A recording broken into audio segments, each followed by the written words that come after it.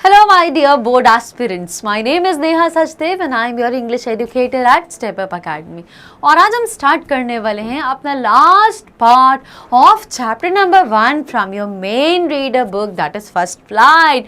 और चैप्टर का टाइटल था a letter to God. Very interesting और बहुत ही फर्म बिलीफ वाली चैप्टर थी इन गॉड, जिसका हमें आज डिस्कस करना है इस वीडियो में। कुछ क्वेश्चन आंसर्स जो बच गए थे हमारे, हमने हाफ पार्ट डिस्कस ऑलरेडी कर लिया क्वेश्चन आंसर्स का। अगर आपने नहीं देखा तो आई बटन है, आप उसमें चेक कर सकते हैं।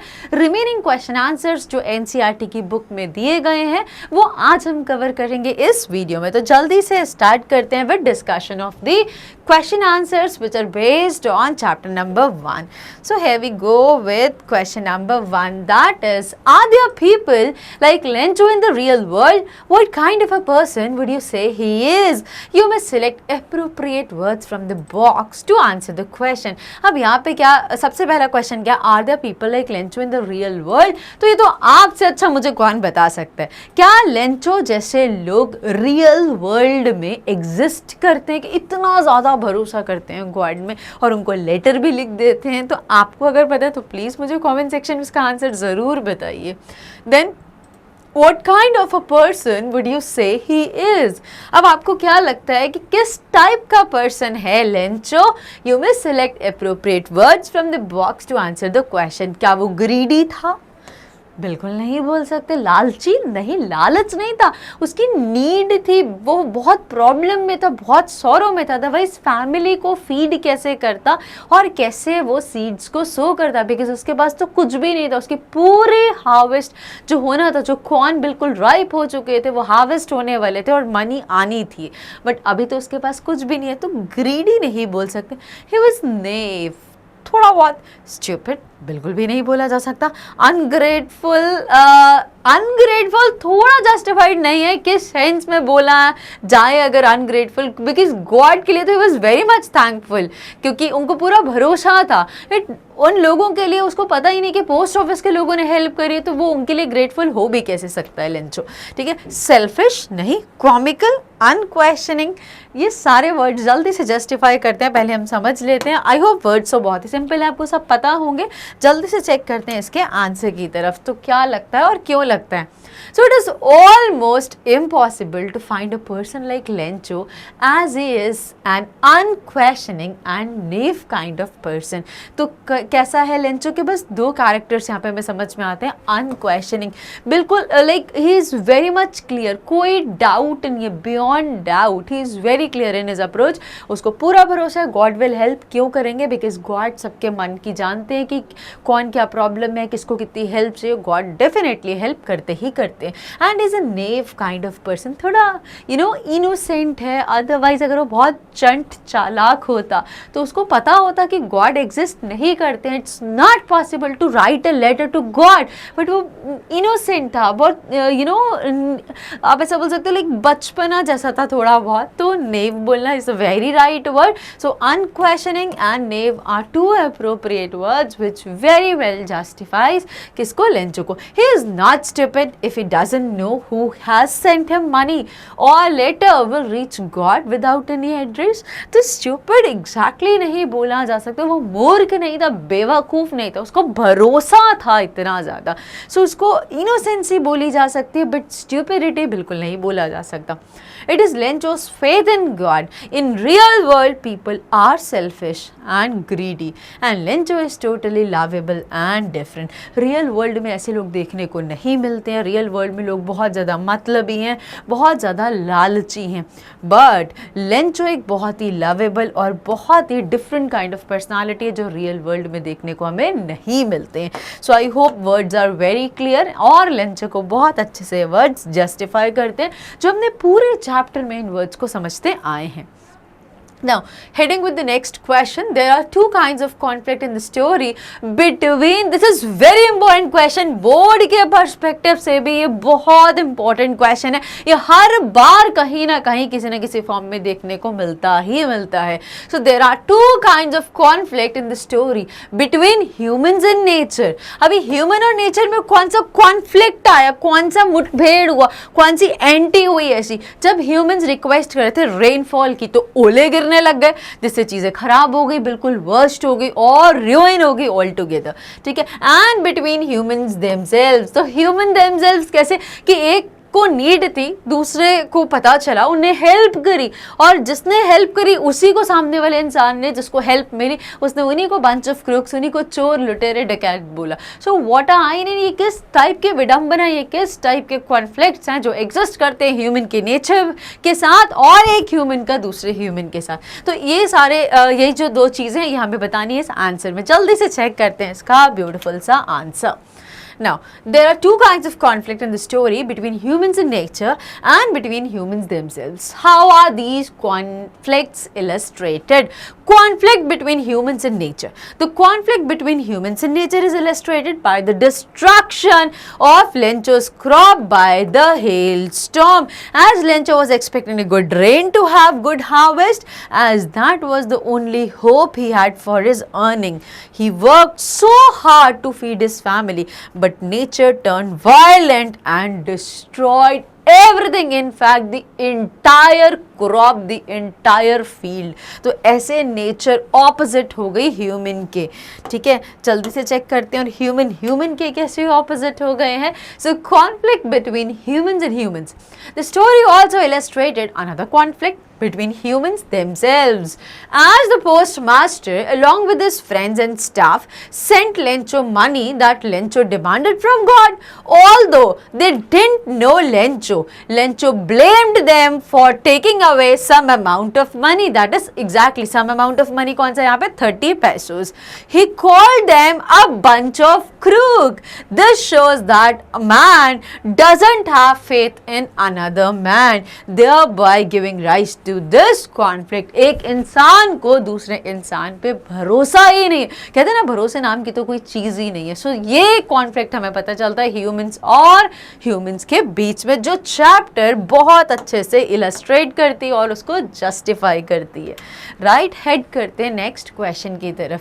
Thinking about the language, there are different names in different parts of the world for storms. जब तेज आंधी आती, तेज तूफान आता, तेज हवाएं चलती हैं, तो अलग अलग पार्ट्स ऑफ द वर्ल्ड में इनके अलग अलग नाम हैं डिपेंडिंग ऑन देयर नेचर, कि किस टाइप का है। थोड़ा बहुत जैसे कि बारिश, बूंदाबांदी हो रही है, तेज बारिश हो रही है, raining like cats and dogs, शार है, तो ये लाइट रेनफॉल है, शार हो रहा है। ऐसे जब हम कैटेगरी बताते हैं ना अलग अलग नेचर, अलग अलग टाइप के हिसाब से, तो यहाँ पे यही क्वेश्चन पूछा, there are different names in different parts of the world for storms depending on their nature या डिपेंडिंग ऑन देयर कैरेक्टरिस्टिक या ऑन देयर टाइप।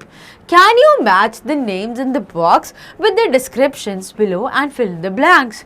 Gale क्या होता है? whirlwind, cyclone, hurricane, tornado, typhoon. या आई होप आपने बचपन में भी कहीं ना कहीं ज्योग्राफी में ये सारे वर्ड बहुत अच्छे से पढ़े होंगे। अब टाइम है चेक करने का कि कितनी चीज़ें आपको याद हैं जो आपने कभी ना कभी बचपन में पढ़ी थी। तो बोर्ड अब चेक करने वाला है, तो जल्दी से देखते हैं इन सब के एक करके answer. So a violent tropical storm in which strong winds move in a circle. एक बहुत ही वायलेंट ट्रॉपिकल स्टॉर्म जहाँ पे strong winds move in a circle, like तेज तेज तेज तेज ऐसे घूमते हैं, उसको साइक्लोन बोला जाता है। साइक्लिक वे में गोल गोल गोल घूमता है। क्लियर लिखा है, winds move in a circle, cyclone, cyclic, गोल गोल गोल गोल ऐसे तेज तेज हवाएं गोल गोल घूमती है। आपने कभी ऑब्जर्व किया होगा, उसको साइक्लोन बोला जाता है। ये यहाँ से हमें हिंट मिल रही थी, ठीक है। I hope it's clear. जल्दी से हेड करते हैं नेक्स्ट वर्ड की तरफ। An extremely strong wind, बहुत तेज हवा, गेल। जल्दी से चेक कर लेते हैं। सो यस, एब्सोल्युटली, बहुत तेज हवा जब चलती है तो इसको गेल बोला जाता है। राइट, ए हमें ट्रिगर कर रहा था इसलिए हमें आंसर पता चल गया। Nothing as such about this, कोई और टेक्निक नहीं थी। नेक्स्ट हेड करते हैं with next one, that is a violent tropical storm with very strong wind.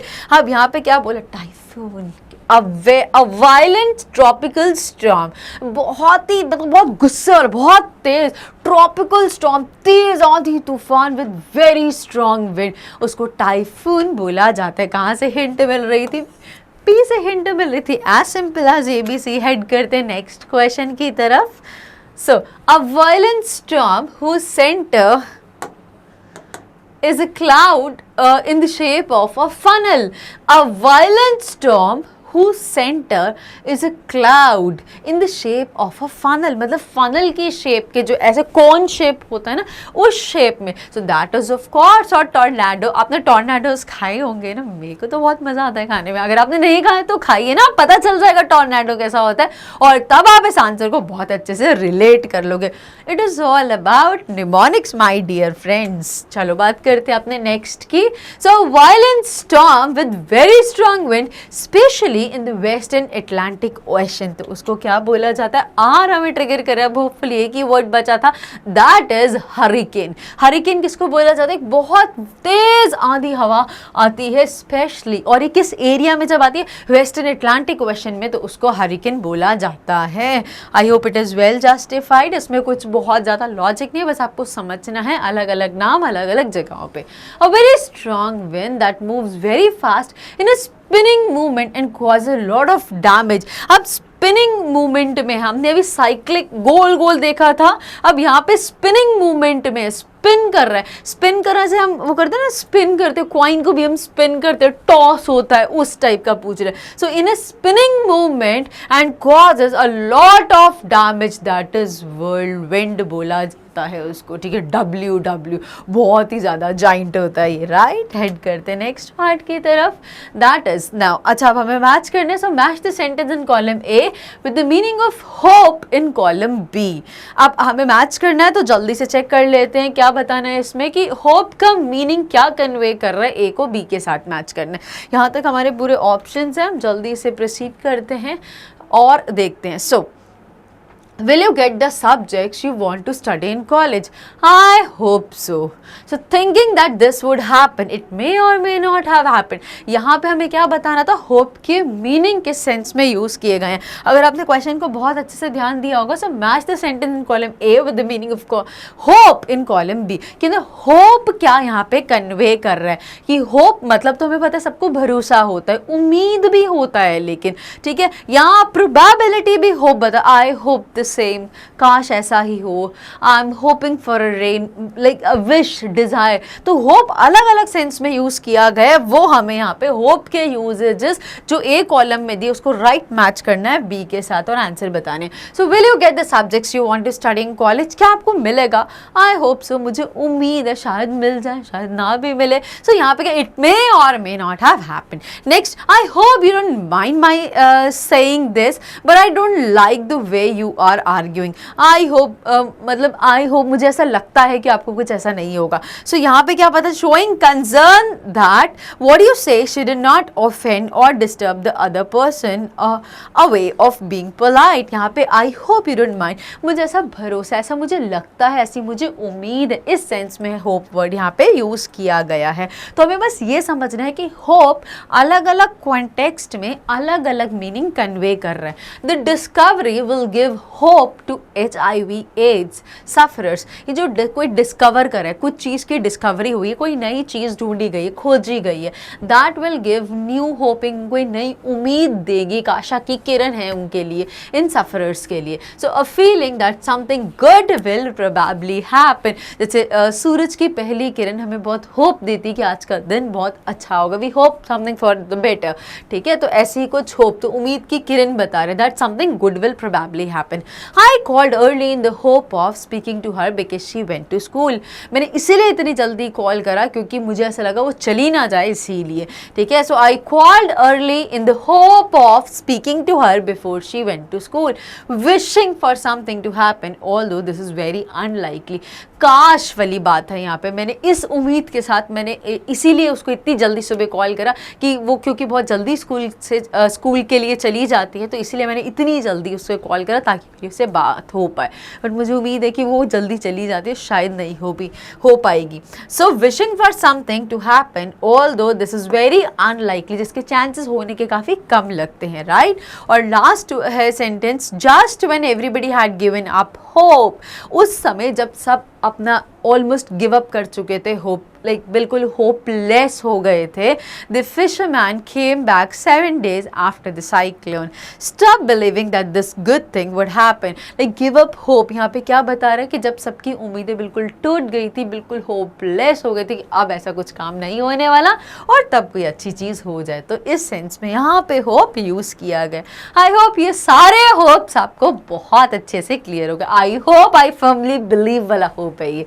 ठीक है, अब देखते हैं नेक्स्ट वाला question. Joining the sentences given below using who, whom, whose, which as suggested. तो पहले जल्दी से मैं आपको बता दूं हु, हुम, हुज, व्हिच इनके मतलब क्या होते हैं, कहाँ पे यूज किए जाते हैं. Who are you mister. तो हु मतलब आप कौन हैं. हु कौन पूछने के लिए यूज किया जाता है. और अगर मैं बात करूँ हुम, तो हुम का भी यही यूज है. The person whom I met last night. तो हु यूज होता है as a subject of a sentence and whom use होता है as an object of a sentence. बस आपको इतना सा याद रखना है, दैट्स इट. ठीक है, हुज किसका, किसके, किसकी पजेसिव फॉर्म है हु का. ठीक है, रिलेशन बताने के लिए, पोजेशन बताने के लिए यूज किया जाता है. विच ऑब्जेक्ट्स के लिए यूज किया जाता है. नॉन लिविंग थिंग्स के लिए यूज किया जाता है जब हमारे पास मल्टीपल ऑप्शंस होती हैं. I hope it is clear. Who, whose, who, whom, whose and which. अब हमें जब इनका यूज मतलब पता चल गया तो हम इनका यूजेज बता सकते हैं. तो हमें क्या बताना, हमें दो सेंटेंसेस को कनेक्ट करना है इन जो ब्रैकेट में वर्ड्स दें उनको यूज करके. तो जल्दी से चेक करते हैं पहले वाला. I often go to Mumbai. Mumbai is the commercial capital of India. I often go to Mumbai, which is the commercial capital of India.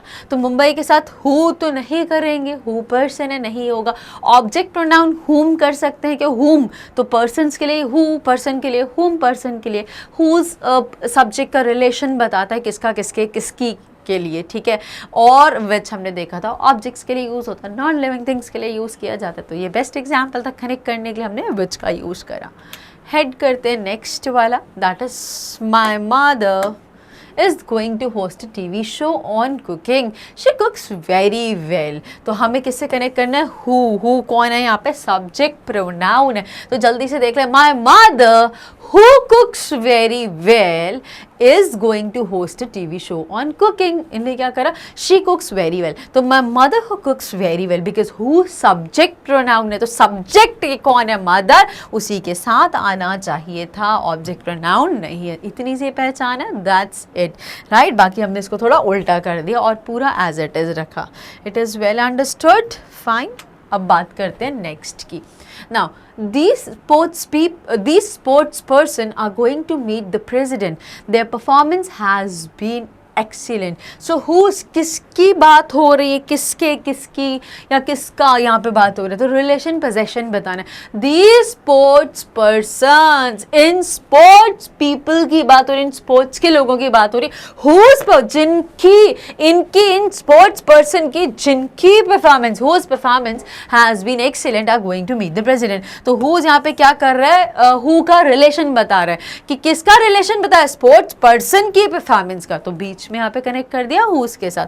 I hope it is very well justified. बहुत simple है, बस एक बार अभी बस video को देख लो, फिर कभी रटना नहीं है, कोई प्रैक्टिस नहीं और नथिंग. राइट, बस एग्जाम के टाइम पे हम एक बार सारी चीजों को ब्रश अप करेंगे. Lencho prayed to God, his eye see into our minds. whose, so किसकी, किसकी रिलेशन बताना है हमें यहाँ पे, किसका रिलेशन किससे बताना है, पोजेशन बताना है. Lencho prayed to God whose eyes, किसकी आइज, लेंचो की. अब देखो who eyes नहीं कर सकते, लेंचो अगर होता तो who, लेंचो who prayed हो सकता था, but Lencho prayed to God. whose eyes, क्योंकि कॉमा आ गया इसलिए whose आया, जिसकी यहाँ पर रेफर कर रहा है. इमीडिएट होता तो who होता. अब सब्जेक्ट वर्ब ऑब्जेक्ट आया, कॉमा आया, फिर आया कनेक्टिंग वर्ड, तो हमने whose को यहाँ पर यूज करा. आई hope it is well justified. who, whose, which ये आपको वैसे भी पता होने चाहिए जब आप सेंटेंस को फ्रेम करते, because they are very practically use in day to day conversation. Right, this man cheated me, I trusted him. I trusted him, this man cheated me. So the man whom I trusted cheated me. Simple सी बात है. Subject pronoun, object pronoun याद रखना, whom हमें ये बता रहा है. This man, ये man whom I trusted. अब देखो, this man whom I trusted cheated me. Whom I, who, अगर मैं ऐसा बोलूँ this man who I trusted, so this man subject verb object. अब यहाँ पे whom क्या है, playing the role of a object pronoun, because whom I trusted cheated, जिसको, जिस पे मैंने भरोसा करा उसने मुझे धोखा दिया. तो यहाँ पे who की जगह whom आएगा.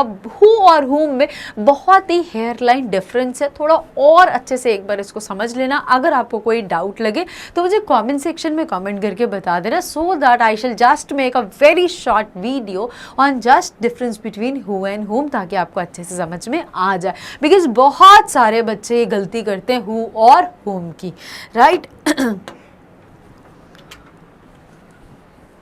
Heading with the next one, find sentences in the story with negative words which express the following ideas emphatically. So what is emphatically? जो बहुत emphasize करते हैं, highlight करते हैं, explicitly जहाँ पे emphasize करा गया. The trees lost all their leaves.